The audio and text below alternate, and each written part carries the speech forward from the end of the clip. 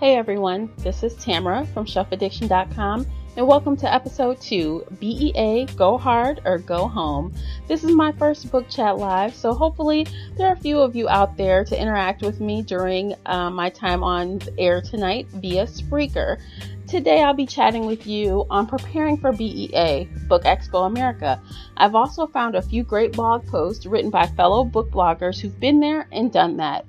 I consolidated the general themes and will add the post links to the show notes below. Of course, these tips and tricks will be useful for any type of convention, but especially a book-related one. As of today, you guys, there are 2 weeks until BEA. Who is excited for that? Yes, I am for sure. This is my first time attending BEA, which is Book Expo America. And of course, the planner that I am, I did tons of research, tons of reading, watching videos, and all of that leading into this event. So I feel that I am very prepared and I'm willing to share everything that I learned with you guys. Well, at least the top 10 anyway. So I've also traveled a good amount on my own. So I'm very familiar with going to places that are new to me, which is very useful in this type of situation. And I hope that you can, take something from what I have to share. I've also done trade shows for my day job, so I can relate to a convention environment as well, especially in a professional environment. And that is what Book Expo America is. It's like the largest gathering of a convention for book nerds. And I mean, on a professional level. So it's not really a lot of quote unquote fans, but there are publishers and booksellers and librarians and bloggers and bookstagrammers and booktubers and, people that, authors and the audiobook people and narrators and the whole plethora of anything that has to do with publishing. They're there. And it's a great environment to network, meet new blogger friends, connect with publishers and authors, and just make a lot of connections. So let's start with getting to BEA. Personally, I am driving. I'm in Michigan. BEA is in Chicago this year. So it's a quick 4.5-hour drive for me. And yes, I'm saying quick a little bit facetiously, but whatever. It is what it is. And I'm glad it's not longer than 4.5 hours drive. So with that, I always like to Google Map the area that I'm going to be going to. That way, when I get there, I'm not looking around like I don't know where I'm going.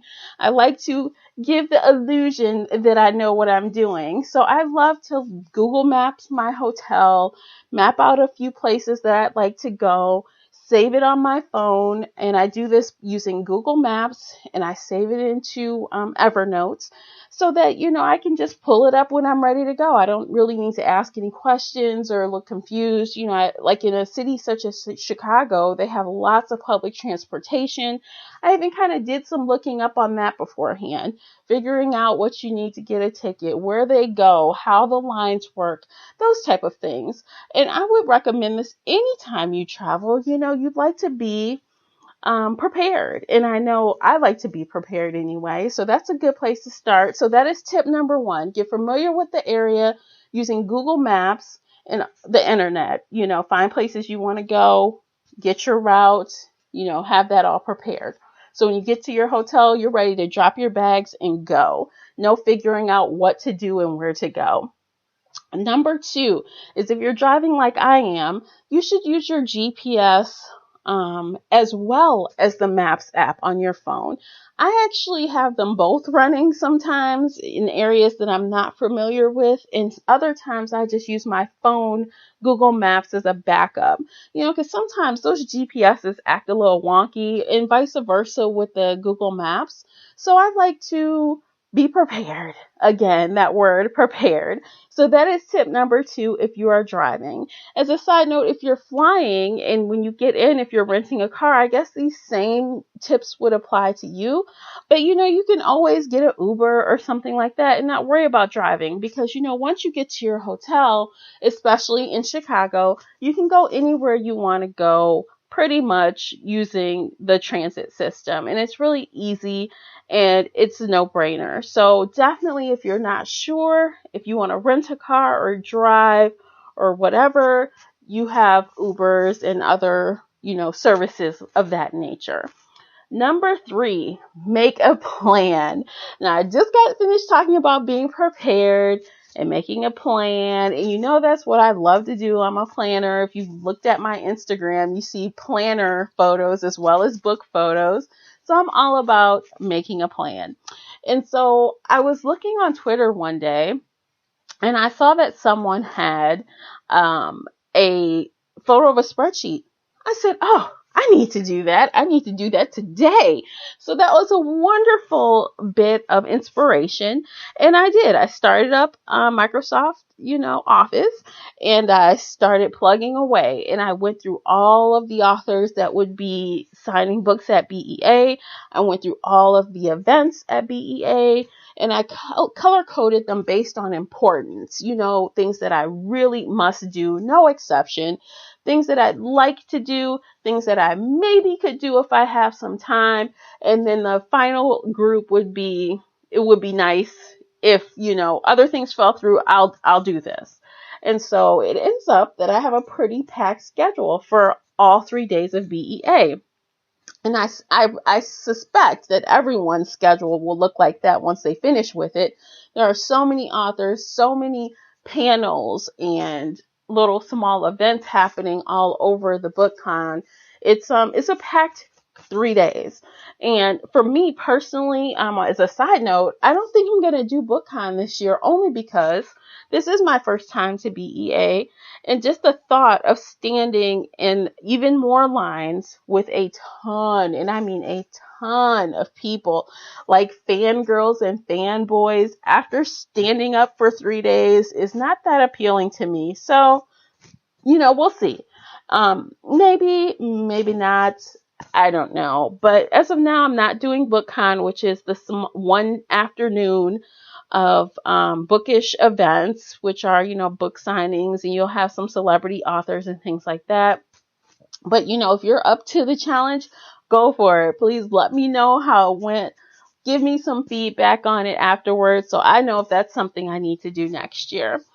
So moving on to tip 4, wear comfortable shoes. And you know what, you guys, this is for real. It is very serious out here. When I say wear comfortable shoes, I mean it wholeheartedly. Let me tell you, when I went to a business convention, and I think it was Vegas, I had these really cute pumps. And I'm thinking, oh, I can stand on these. I know our booth had the carpeting underneath, with the pad underneath. So I'm like, oh, it'll be fine.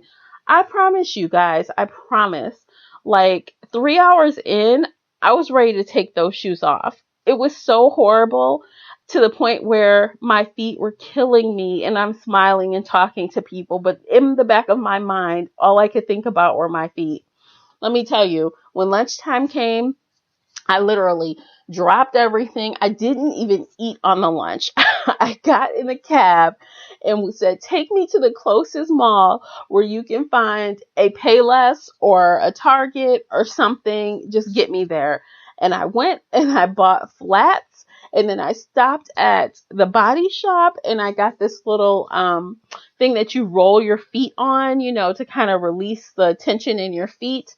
And then I went back to the con in my lovely flats. By the end of that night, though, after standing up for 10 hours, my feet were killing me, even though I switched shoes halfway through the day. So, that's not good. So make sure you're prepared with some good shoes. And also a little tip is if you're not accustomed to standing on your feet all day long, you might want to pop a little ibuprofen or Tylenol or whatever your painkiller of choice. Just pop it a couple hours after you've started your day. And I promise it will help. It really will. It's just a little trick that I learned along the way. So now moving on to some of the tips that I've accumulated from some of the blog posts that I read. Again, those blog post links are in the description. So feel free to, read the entire post if you like. But one of the tips were, number 5, don't take every book handed to you. I take this very seriously because you know what? Most of us book bloggers and book lovers in general have way too many books anyway. And as a book blogger, I have books that are on a have not read shelf, a shelf a TBR shelf, books that I intend to read that are just piling up on this shelf. And instead of reading the books from this shelf, I end up buying more books or getting more books from publishers and other sources. So I really believe in that. So I have my list of people that I want to see, and my intent is to really be very conservative with what books I pick up. Like, I understand that some people say, even being conservative, you could totally come home with 40 books or more being conservative. I don't necessarily want 40 books or more. If I can stay under 40, I think I will be doing good. I'm not going to turn down books that I find that are interesting to me, but at that same time, just because a publicist or someone tries to hand me a book doesn't mean I'm going to take it. You know what I mean? So I encourage you to have that, philosophy as well, because not only will your back thank you, your shipping bill will thank you as well. So let's move on to tip number 6, business cards. Now, I am a fan of business cards. I really love them. I have several business cards. I have business cards at my day job. I have blogger business cards for Shelf Addiction, and I have business cards for my local blogger group, Great Lakes Book Blogger. I can't talk. Great Lakes Book Blogger Alliance. I have cards for, when I was making jewelry, I had a jewelry line, which I had cards made, and those are really useful, and especially in a convention environment. As you're shaking hands and meeting new people, you want to make sure that you leave them with something to remember you by, because you know what? They talk to hundreds of people in a day. And unless you said something that just stands out, or you made this ultra exceptional connection, they probably won't remember you. Sadly, it's just because it's so many people. So personally, what I like to do is put my face on the business card. And some people don't like that, but I personally do. And the reason why is, like I said, at the end of the day, when you have, I don't know, let's say you collect 150 cards during your day, and you're going to say, well, who was that girl I talked to about this, or that guy I talked to about that? And you're going to go through these cards and you're going to draw a blank. But you know what? If you see someone's face, I guarantee you're going to be like, that was them. I remember.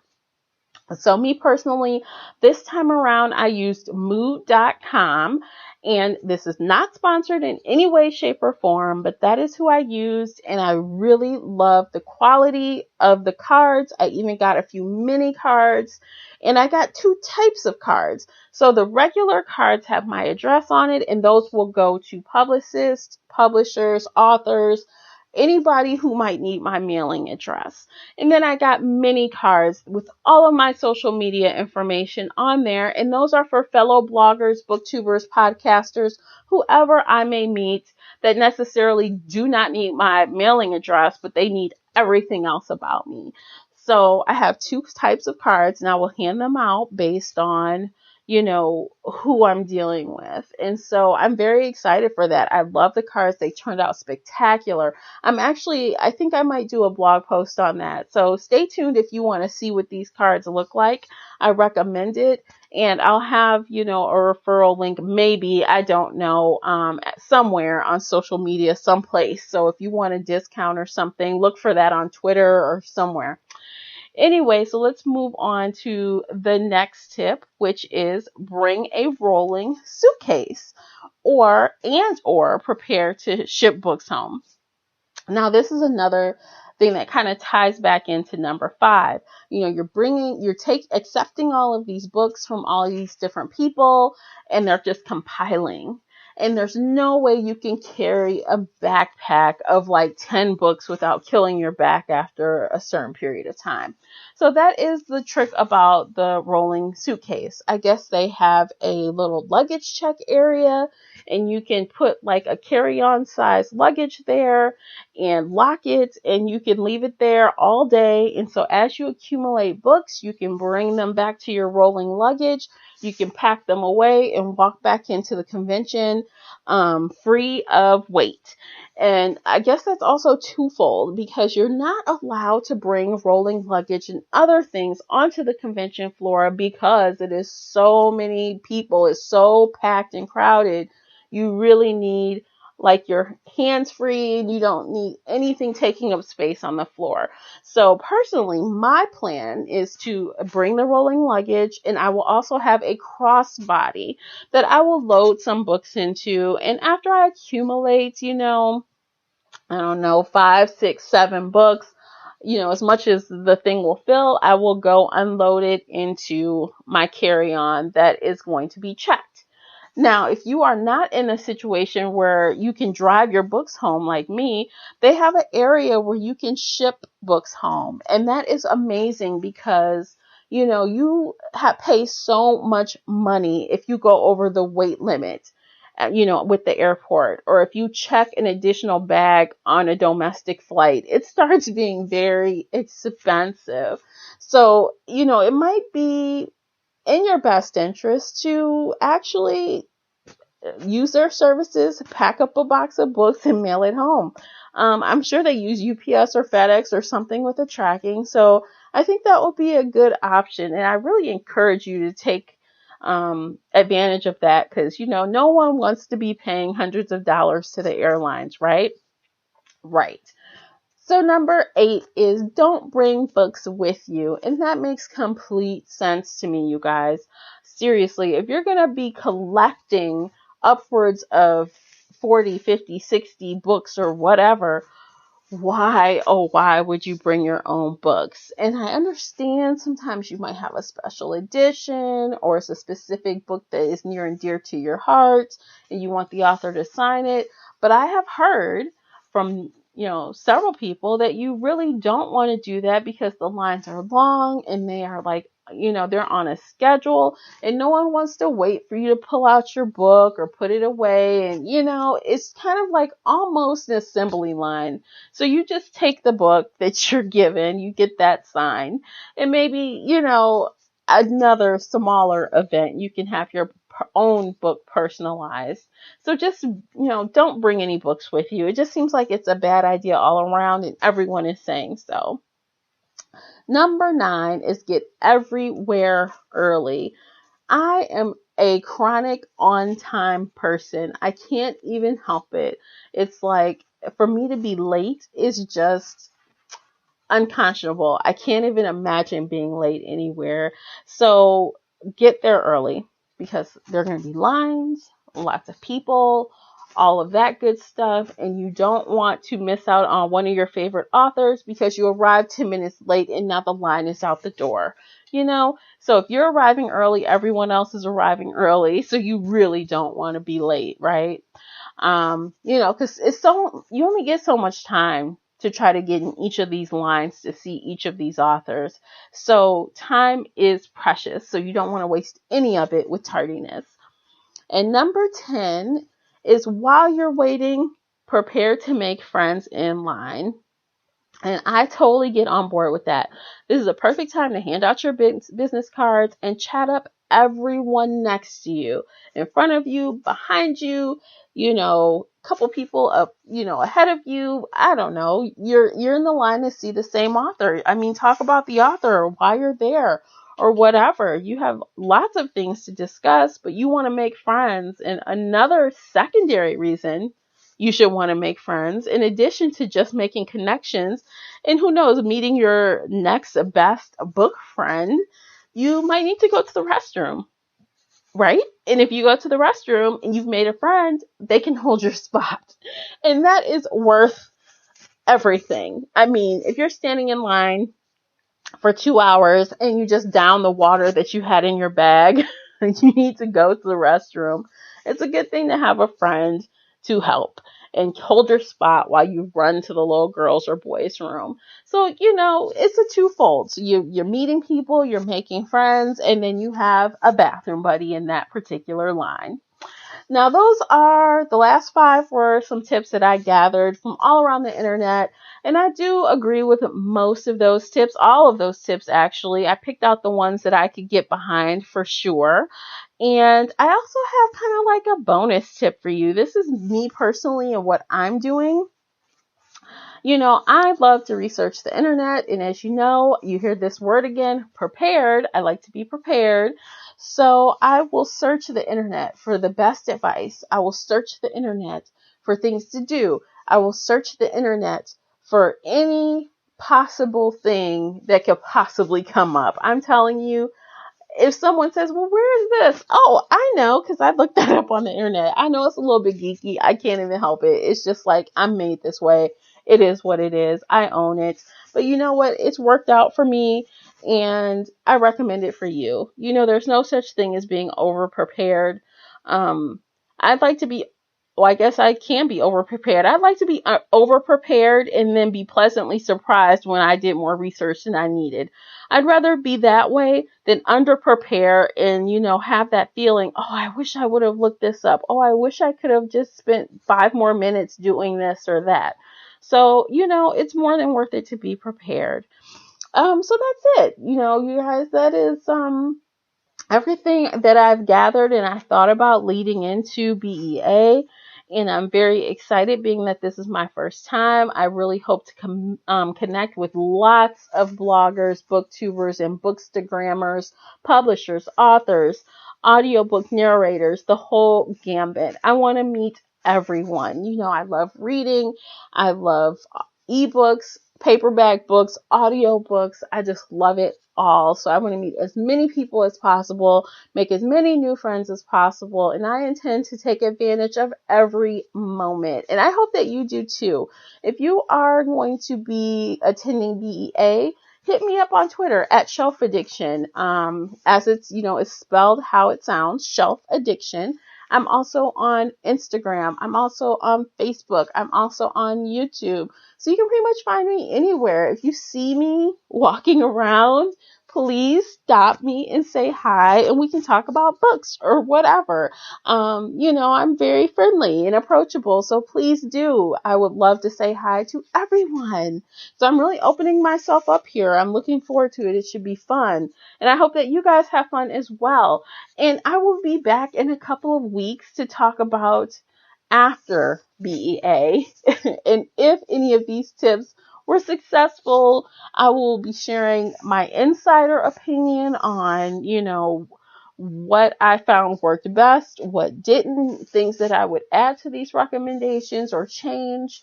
So yeah, I'll be here next week to do an author interview, but the week after that, or 2 weeks after that, I think, I'll be back with my follow-up to BEA, because I really want you guys to know the results of it all, and to see, maybe you can come next year if you can't come this year. Oh, speaking of that, if you cannot come this year, I participated in this in the last 2 years, and it was a really fun online event. Again, this is not sponsored. Nobody asked me to talk about it, but I personally had a great time participating, and it's called Armchair BEA. Now, if you participate in Armchair BEA, it's a really good opportunity to network with other bloggers and bookstagrammers and booktubers in a social media environment, doing blog posts and Twitter parties and things like that. So it's just everyone wants to be a part of BEA in a way, and if you're unable to attend, they do it an online version, which is Armchair BEA. So feel free to Google that, get involved. So even if this sounds like something that you'd like to do, but you can't go this year, this is a great introduction to BEA. I'm glad that I did it the last couple years, but I'm even more glad that I actually get to go to BEA this year. So that is it, you guys. Thanks for listening to me ramble. I tried to keep this in under 30 minutes, which I was successful. So that's a fabulous thing. And so yeah, so I'll talk to you guys next time. And until then, I'll see you later and happy reading. Bye, guys.